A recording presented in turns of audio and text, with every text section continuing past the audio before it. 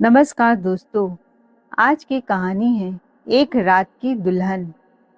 एक नई नवेली दुल्हन ने दूल्हे से कहा, मैं सिर्फ एक रात की दुल्हन तुम्हारी हूँ, जो मर्जी है करो, पर दूसरे दिन मेरी लाश पीहर में भेज देना। दोस्तों, यह कहानी जो आज मैं सुनाने जा रही हूँ, यह सत्य घटना पर आधारित है। सारिका नई नई दुल्हन बनकर अपने ससुराल में आती है और सुहाग रात वाले दिन ही उसका पति जब घूंघट उठाता है तो वह उसकी खूबसूरती को देखकर घायल हो जाता है और कहता है, ओ माय गॉड, तुम बला की खूबसूरत हो, किसी की नजर न लग जाए। चांद भी तुम्हारे आगे फेल है। चांद में भी दाग होता है, पर तुम में कोई दाग नहीं है। तुम्हारी आंखें कितनी बड़ी बड़ी नसीली हैं। यह सुनकर सारिका घबरा जाती है।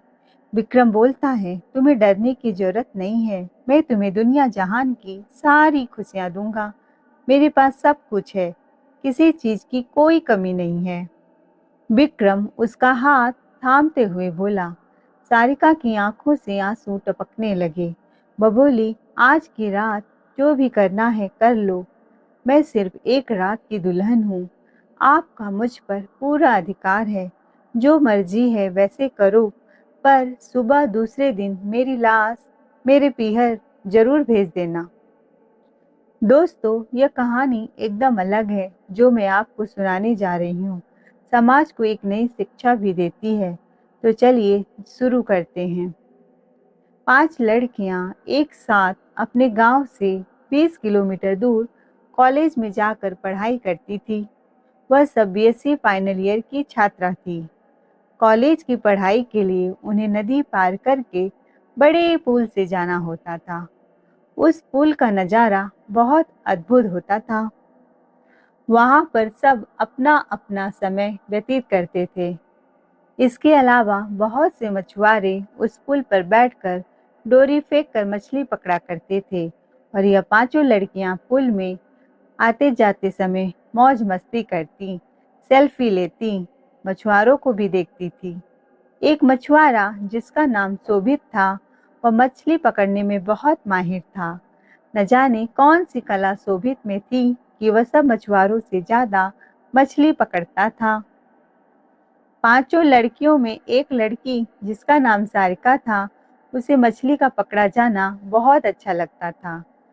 एक दिन वह शोभित मछुआरे के पास गई और मछली पकड़ने के लिए बोलने लगी। शोभित ने कहा, तुम यह गंदा काम नहीं कर पाओगी, इससे तुम्हें दूर रहना चाहिए। सारिका ने कहा, मैं खुद मछली खाती हूँ, तो मछली पकड़ना गंदा काम कैसे हो गया? मैं पकड़ लूंगी। शोभित ने कहा, रुको, यह डोरी पकड़ो। जब कोई भी मछली कांटे में फंसेगी तो मैं तुम्हें बताऊंगा, तुम खींच लेना। तभी 5 मिनट के अंदर ही एक बड़ी मछली उसके कांटे में फंस गई। शोभित ने कहा, डोरी खींचो। वह खींच नहीं पा रही थी क्योंकि मछली बहुत भारी थी। तब सारिका ने कहा, तुम भी मेरी मदद करो इस मछली को पकड़ने में। शोभित ने उसका हाथ पकड़ा। मछली को दोनों पूरा दम लगाकर खींच लेते हैं। सारिका को मछली पकड़ने में बहुत मजा आया। उसके बाद वह घर चली गई। वह तो घर चली गई, लेकिन शोभित के अंदर उसके लिए फीलिंग जग गई, क्योंकि मछली पकड़ते समय कभी शोभित का हाथ सारिका के हाथों में, कभी सारिका का हाथ उसके हाथों में आता। वह दिन रात यही सोचता। सोचते सोचते उसके ख्यालों में रात भर खोया रहा और सुबह जल्दी उठकर मछली पकड़ने के लिए पुल जल्दी चला आया। कॉलेज जाते समय लड़कियों ने देखा कि वह मछुआरा सुबह सुबह अकेले आया है और कोई भी नहीं है, तो लड़कियों ने कहा, तुम इतना जल्दी चले आए? बोला, हाँ चला आया। अच्छा ठीक है, पर जाना नहीं। लौटते समय मैं मछली जरूर पकड़ूंगी, सारिका ने कहा। शोभित बोला, ठीक है, मैं यहीं पर रहूंगा। और वह यही काम करने तो आया था। उसका इरादा सारिका से मिलने का ही था। कॉलेज से वापस आते समय सारिका शोभित के पास गई और बोली, कहाँ है मछली? मुझे मछली पकड़ना है। और उसने कांटे में मछली फंसा कर रखा था, खींचा नहीं था। वह बार बार मछली पकड़ती, खुश होती और उसके हाथ को स्पर्श करता गया, कभी बालों को स्पर्श करता, कभी गालों को। शोभित ने कहा, तुमने जो मछली पकड़ी है उसे ले जाओ। सारिका ने बोला, क्या मैं अपना नाक कटवाऊंगी? मैं मछली ऐसे कैसे ले जाऊं? एक काम करना, तुम्हें देने का शौक है तो उसको भून कर रखना, मैं कल कॉलेज लौटते समय खा लूंगी। अगले दिन शोभित ने सच में मछली भून कर रखा था और वह जब वहां पर पहुंची तो बोला, लो खा लो, मैंने तो मजाक किया था, तुमने सच में मछली बनाकर रखा है। पांचों सहेलियां हंसते हुए बोलने लगी, चलो, जब उसने इतने प्यार से बनाया है तो हम खा लेते हैं। उन्हें भूख भी लगी थी और उन्होंने मछलियां खा ली। रास्ते में एक लड़की सारिका को छेड़ने लगी, कितना फिक्र करता है तेरा, इसीलिए वह मछली भून कर लाया था, नहीं तो कौन इतना किसी के लिए करता है। सारिका उखड़ गई, मैं तो खा नहीं रही थी, तुम लोगों ने कहा तो खाया। कहते हैं ना, प्यार, पहला प्यार अंधा होता है, किसी से भी हो जाता है। सारिका की सहेलियों ने उससे मजाक ही किया था, लेकिन वह घर गई तो वह भी उसके ख्वाबों में धीरे धीरे खोने लगी। बार बार उसका चेहरा उसके सामने आता।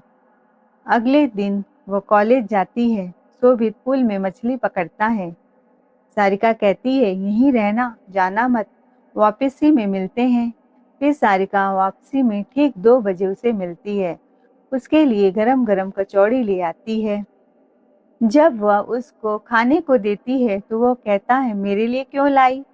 सारिका कहती है, तुमने मुझे मछली खिलाया, मैं तुम्हें कचौड़ी खिला रही हूँ। शोभित कहता है, मैंने तो मछली पकड़ना सिखाया है, तुमने मुझे क्या सिखाया? अरे, हम तो पढ़ाई करने जाते हैं, तो हम तुम्हें पढ़ाई ही सिखा सकते हैं। शोभित बोलता है, मैं भी पढ़ा लिखा हूँ, मैंने भी एमएससी की पढ़ाई पूरी की है, अभी अभी डिग्री लेकर आया हूँ। तब तो मछली क्यों पकड़ते हो?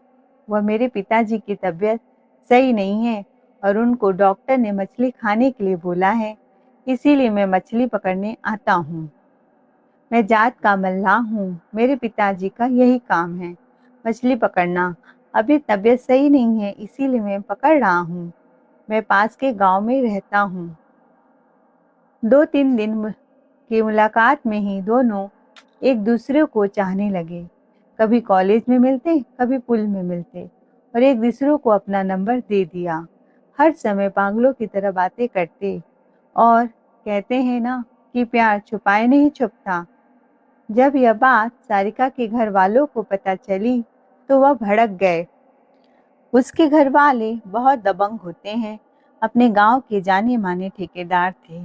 नीची जाति का होने के कारण वह शोभित को बिल्कुल पसंद नहीं करते थे और एक दिन उसके सभी दोस्त रिश्तेदार बड़ी सी गाड़ी में बैठकर उस पुल में पहुंचते हैं। शोभित को समझ में नहीं आ रहा था कि यह लोग उसे क्यों मार रहे हैं। तभी एक आदमी बोला, इश्कबाजी ज्यादा चढ़ गया है, मेरी बहन से दूर रहना, नहीं तो भरता बनाकर फेंकेंगे। कहाँ जाओगे, किसी को पता नहीं चलेगा, अपनी औकात में रहना। प्यार करना तो दूर, प्यार के नाम से भी तुम्हें डर लगेगा। पर शोभित हार मानने वालों में से नहीं था। कहते हैं ना, प्यार अंधा होता है। आंख दोनों तरफ बराबर लगी हुई थी।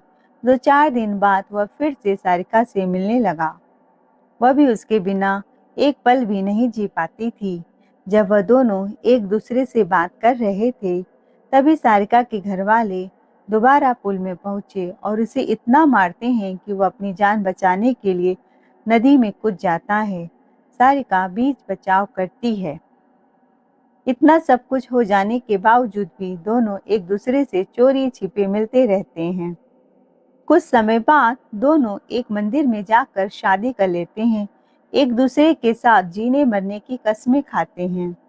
जब सारिका के घर वालों को पता चलता है कि दोनों मानने वालों में से नहीं हैं, तो अपनी दबंगई दिखाकर शोभित पर चोरी का, छेड़खानी का फर्जी इल्जाम लगाकर जेल में बंद करवा देते हैं। सारिका के घर वालों को लगा अब रास्ता साफ है, शोभित जेल में बंद है। सब सारिका की शादी उसकी मर्जी के खिलाफ कर देते हैं।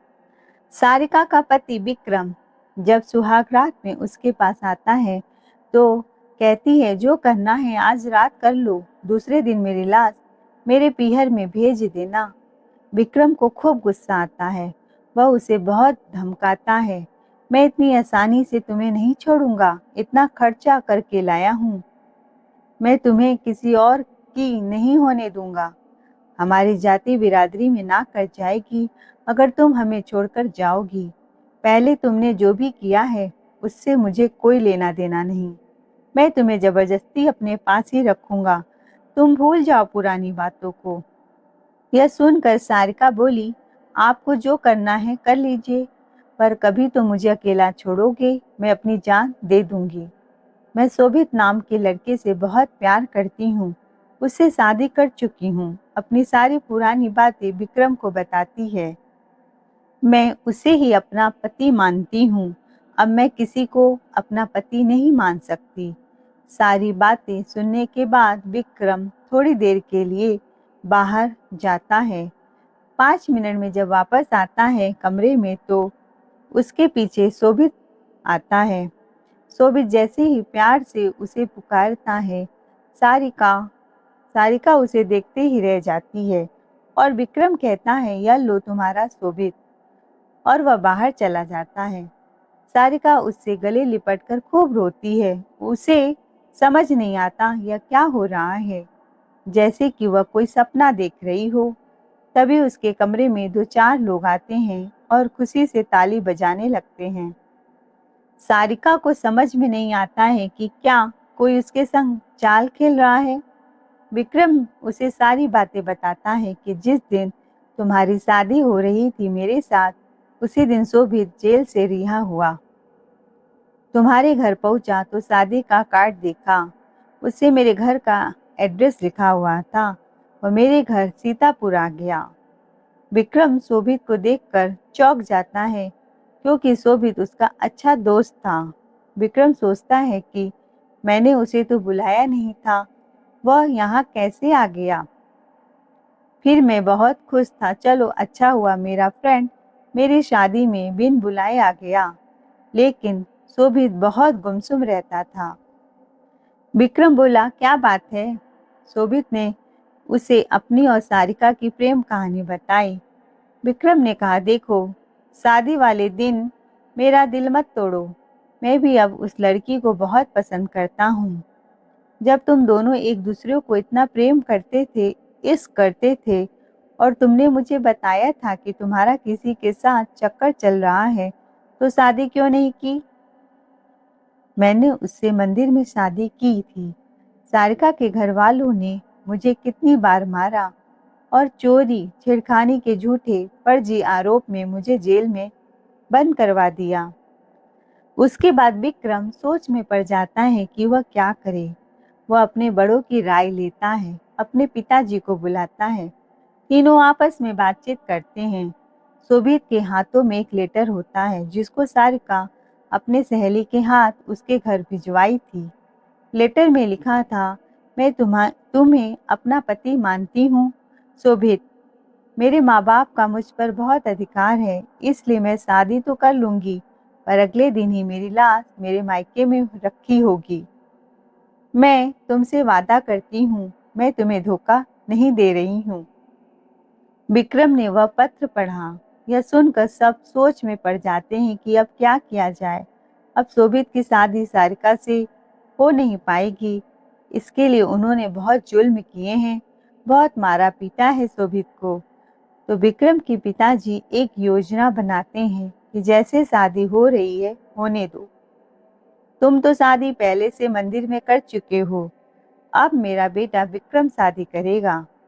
विक्रम बोला, और हाँ, अगर सच में वह तुमसे प्यार करती है तो तुम्हारी बीवी मैं तुम्हारे हवाले कर दूंगा। यह शादी फर्जी शादी होगी। शादी के बाद विक्रम सारिका को अजमाने के लिए बहलाता फुसलाता है। विक्रम उसे लाख समझाने की कोशिश करता है कि मैं तुम्हें सब खुशी दूंगा। मैं सीतापुर का बहुत बड़ा ठेकेदार हूँ। उसे लड़के में क्या रखा है? अभी तो वह ठीक से कमाता भी नहीं है। यहाँ तुम्हें किसी चीज की कमी नहीं होगी। ऐशो आराम, सुख सुविधा, गाड़ी सब मिलेगा। लेकिन सारिका अपने बात पर अडिग रहती है। उसके बाद विक्रम सारिका को शोभित के पास जाने की इजाज़त दे देता है और विक्रम के पिता बोलते हैं, अब कोई तुम्हारा कुछ नहीं कर पाएगा शोभित, क्योंकि मैं इस क्षेत्र का बहुत जाना माना वकील हूँ। अगर वह लोग कुछ भी करेंगे तो मैं तुम्हारी तरफ से केस लड़ूंगा। सब लोग कमरे से निकल जाते हैं और उसके लिए तालियां बजाते हैं और शोभित विक्रम से कहता है, मैं तुम्हारा एहसान जिंदगी भर नहीं भूलूंगा दोस्त, तुमने दोस्ती की नई मिसाल पेश की है। विक्रम गुस्से में कहता है, साले जाकर हनीमून मना। फिर मुस्कुराने लगता है, यह सब फालतू की बातें मत कर, और हाँ, मेरे लिए भी एक ऐसी लड़की ढूंढ, चाहे जैसे, मैं नहीं जानता। दोस्तों, यह प्रेम कहानी हकीकत है। प्यार करो तो निभाओ, जैसे से शोभित और सारिका ने निभाई। और दोस्त भी हो तो विक्रम जैसा, जिसने फर्जी शादी करके उसकी बीबी को उसके हवाले कर दिया। आई होप आपको ये कहानी जरूर पसंद आई होगी, तो चैनल को लाइक शेयर सब्सक्राइब जरूर करें। कहानी सुनने के लिए दिल से धन्यवाद।